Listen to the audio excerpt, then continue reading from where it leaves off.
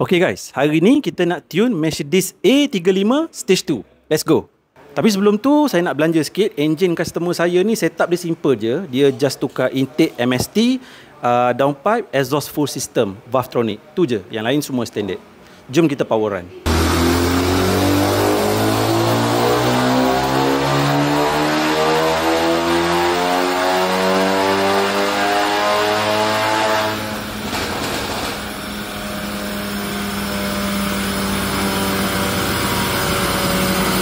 Setelah berkali-kali kita power run, so inilah hasil dia.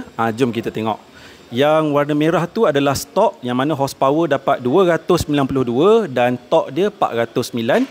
Yang warna hijau ni dah stage 2, yang mana horsepower dia kita berjaya dapat 321 dan torque dia 470. Okay guys, Mercedes yang model baru ni dia mempunyai power restrictor yang dipanggil CPC. Jadi agak susah untuk kita nak push power dia. Jadi ini so far numbers yang kita mampu buat. So korang kat luar sana nak remap, sila hubungi H Performance.